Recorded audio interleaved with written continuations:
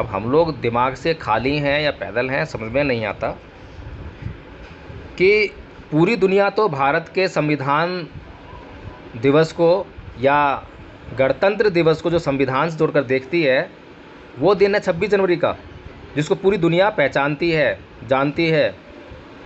लेकिन हम लोग जो हैं 26 नवंबर को, जिसको कि भारत के लोग नहीं जानते हैं, उस दिन जो है संविधान दिवस मनाते हैं। और यह दिन बहुजन समाज को मनुवादियों ने बड़ा आराम से दे दिया कि हाँ जी इसी दिन संविधान दिवस है। भाई संविधान दिवस जो है, जिस दिन पूरा संविधान लागू हुआ, उस दिन क्यों नहीं होना चाहिए?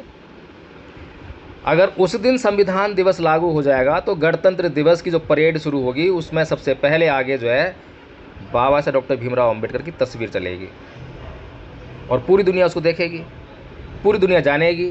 फिर पूरी दुनिया जो है बाबा साहब को पढ़ेगी। और अगर बाबा साहब को पूरी दुनिया पढ़ने लगेगी तो ये बौद्ध धर्म का प्रचार क्या हो नहीं जाएगा? हमें इतने पापड़ बेलने पड़ेंगे? क्या पूरी दुनिया जो है हिंदू धर्म के बारे में नहीं जानेगी कि बाबा साहब ने ये किताब लिखी है हिंदू धर्म के ऊपर, पाकिस्तान के ऊपर ये किताब लिखी है, बौद्ध धर्म के ऊपर ये किताब लिखी है, उनका कितना थोरो डिस्कशन है, कितनी गहरी सोच है? क्या इस बात के बारे में पूरी दुनिया, अगर गणतंत्र दिवस में परेड के शुरुआती दौर में बिल्कुल शुरू में ही बाबा साहेब की फ़ोटो चलेगी आगे कि हम बाबा साहेब के ऋणी हैं जिनकी वजह से आज हमें संविधान मिला, कि हम बाबा साहेब के ऋणी हैं जिनकी वजह से आज हमें दुनिया का सबसे महान लोकतंत्र मिला, अगर ऐसा उस दिन होगा तो क्या पूरी दुनिया जो है परम पूज्य डॉक्टर भीमराव अंबेडकर के सामने उनके तरफ जो है आकर्षित नहीं होगी, उनके विचारों की तरफ आकर्षित नहीं होगी?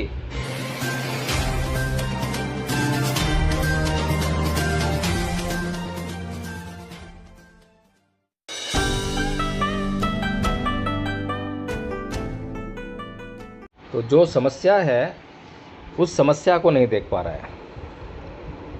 अब हिंदू धर्म एक लाइफस्टाइल है, इतना कहकर कि हिंदू धर्म कोई धर्म नहीं है, एक लाइफस्टाइल है, इतना स्टेटमेंट कहकर सुप्रीम कोर्ट जो है शांत हो जाता है। इसके आगे और इसके पीछे कोई उसके ऊपर बात नहीं कही है सुप्रीम कोर्ट ने।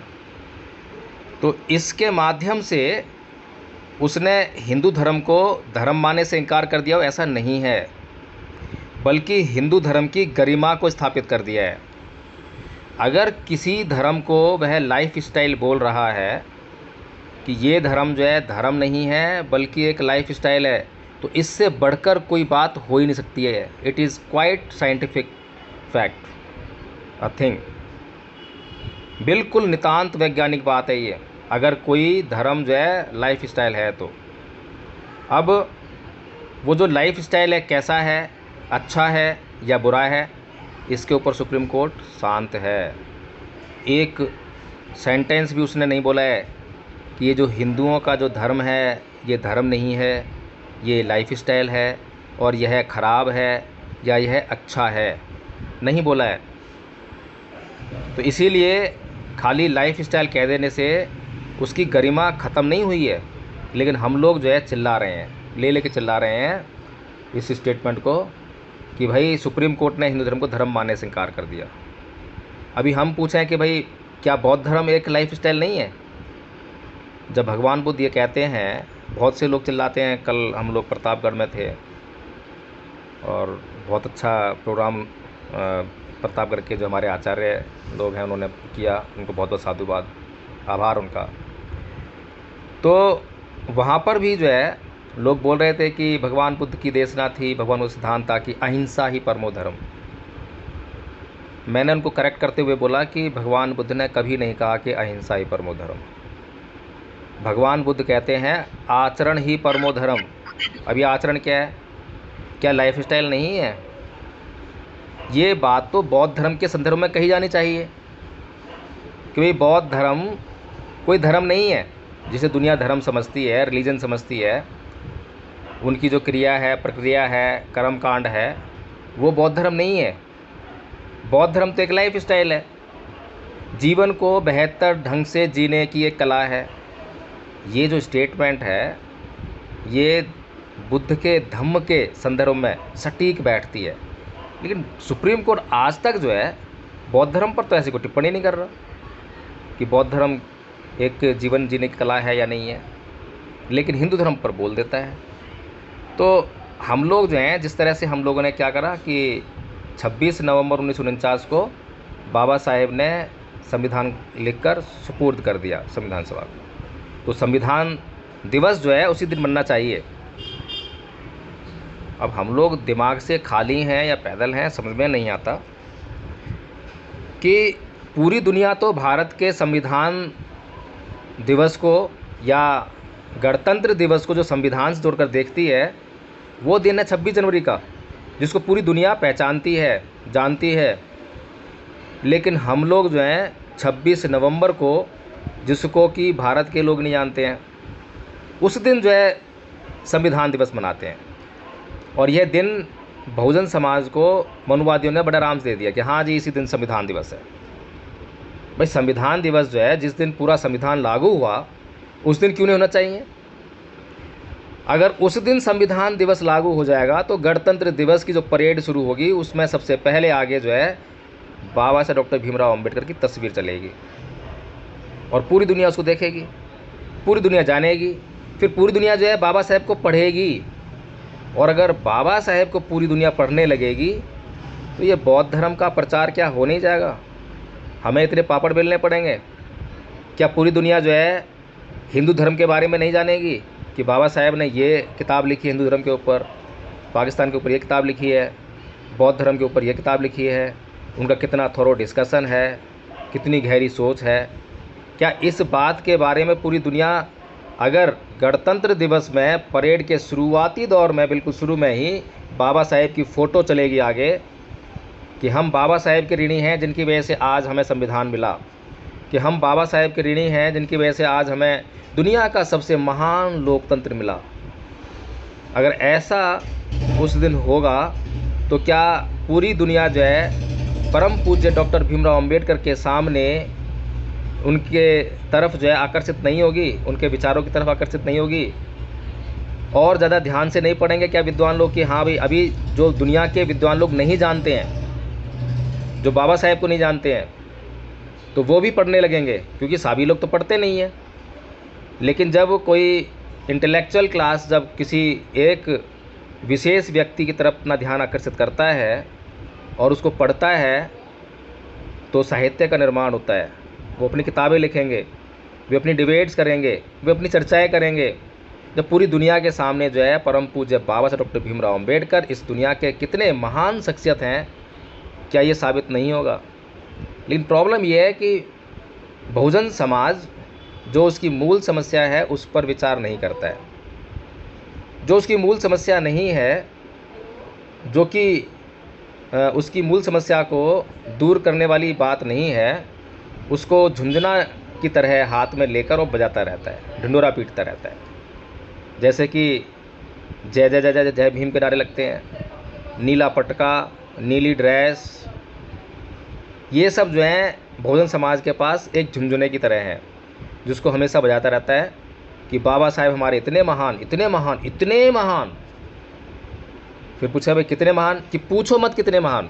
ये बात उससे सही गई है कि पूछो मत कितने महान, क्योंकि अगर ये पूछ लिया तो वह बता नहीं पाएगा कितने महान, क्योंकि पढ़ाई नहीं बाबा साहेब को। जब पढ़ाई नहीं तो क्या बताएगा वो? तो बहुजन समाज की जो समस्या है उसको हमें अच्छी तरह से समझना चाहिए। मैं बार बार जो एक कहानी सुनाता हूँ कि एक बुढ़िया थी, एक बिजली के खंभे पर जहाँ पे लाइट लगी थी उसके नीचे जो है सुई ढूंढ रही थी। बहुत देर तक सुई ढूंढती रही, एक आदमी आया, उसने भी उसकी हेल्प करने की कोशिश की और वो भी सुई ढूंढने लगा।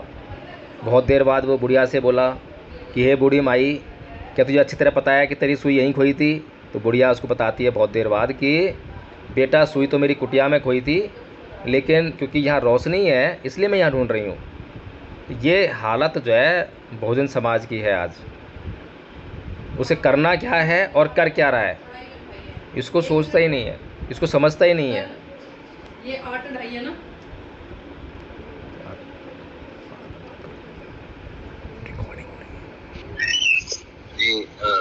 जी बहुत बहुत साल जी जी जी।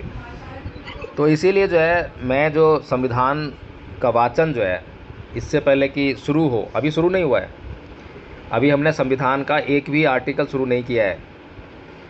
और शायद जितने भी संविधान पर मीटिंग चलती हैं, ऑनलाइन गूगल मीट चल रही है या कहीं भी मीटिंग चल रही हैं, क्लासेस चल रही हैं, शायद बहुत जल्दी से उद्देशिका पे पहुंच जाते होंगे, आर्टिकल शुरू हो जाते होंगे, और आप लोगों को भी बहुत उत्सुकता होगी कि बहुत जल्दी से हम संविधान को खोलें और उसके आर्टिकल पढ़ना शुरू करें। लेकिन मैंने आप लोगों को जो है सबसे पहले संविधान क्या है, जो हमारा संविधान के प्रति जो राग है, सबसे पहले तो उसको दूर कर लें, समता में आ जाएं। जब समता में आके संविधान को पढ़ेंगे तो अच्छी तरह संविधान समझ में आएगा। लेकिन अगर राग रंजित होकर संविधान को पढ़ेंगे तो यही कहते जाएंगे कि हिंदू धर्म कोई धर्म नहीं है, एक लाइफ स्टाइल है। सुप्रीम कोर्ट ने साबित कर दिया है, सुप्रीम कोर्ट ने कह दिया है। बस ऐसे ही स्टेटमेंट्स को लेकर घूमते रहेंगे, संविधान के अंदर उन चीज़ों को देखेंगे जो हमारे लिए हैं, दूसरों के लिए जो चीज़ें उसको पढ़ेंगे ही नहीं, देखेंगे ही नहीं। भारत के लिए जो चीज़ें हैं उसको हम देखेंगे ही नहीं, पढ़ेंगे ही नहीं। ये राग रंजित स्वभाव जो है बहुत ख़तरनाक है। और मैं ये समझता हूँ कि अब तक जो है भारत के अंदर जितने भी तमाम संगठन संघ चल रहे हैं उसमें चित्त के ऊपर शायद ही कोई संघ और संगठन काम कर रहा हो। इसीलिए मेरा अनुरोध है संघ से, संघ के सभी आचार्यों से, प्राचार्यों से, कि अपने आप को समता में लेकर आएँ। जब आप समता में स्थित हो जाएंगे या होने लगेंगे तो आपके भीतर से प्रज्ञा का उदय होगा, और जब प्रज्ञा का उदय होता है तो आपके भीतर प्रश्नों की बौछार होने लगती है। और प्रश्न ऐसे वैसे प्रश्न नहीं, बड़े मौलिक प्रश्न होते हैं। मौलिक प्रश्न मतलब किसी समस्या से गंभीरता से जुड़े हुए प्रश्न। तो हमें चाहिए कि जब भी हम कुछ भी काम कर रहे हों तो हम बड़े गंभीर हो जाएं, चिंतनशील हो जाएं। और जब गंभीर और चिंतनशील हो जाएंगे, प्रज्ञा का उदय होने लगेगा, तो निश्चित तौर पर हम जो है अच्छे और उत्तम श्रेणी के, जिस प्रकार से कि आल्वक यक्ष ने जैसे प्रश्न उठाए थे ऊंचे ऊंचे, ऐसे ही प्रश्न उठाएंगे और हम किसी भी विषय की जानकारी अच्छे से ले पाएंगे। जी बहुत बहुत साधुवाद। और अभी हमारा जो विषय है, एक विषय मैंने आदरणीय वकील साहब को दिया था कि धर्म, संविधान, धर्म और नैतिकता, इस विषय को जो है आप लोग ज़रूर डिस्कस करें। और आदरणीय वकील साहब धनीराम जी जब भी जुड़ें तो उनके साथ में ज़रूर डिस्कस करें, क्योंकि वो लगातार संविधान का वाचन कर रहे हैं, करवा रहे हैं, तो उनको जो है जो जानकारी है हमें उनसे वो हासिल करनी है। लेकिन राग रंजित होकर नहीं करनी है। मुझसे भी कभी भी कोई बात कह रहा हूँ तो राग रंजित नहीं होना है। अपने प्रज्ञा का उदय होने दीजिए। प्रश्न जो भी आ रहा है उसको पटल पर रखिए। प्रश्न आएगा तो प्रश्न का समाधान करने के लिए बुद्धि लगानी पड़ेगी। जब बुद्धि लगेगी तब जो है प्रज्ञा और निखरती रहेगी। जी बहुत बहुत साधुवाद। आगे कार्रवाई बढ़ाएं। जी बहुत बहुत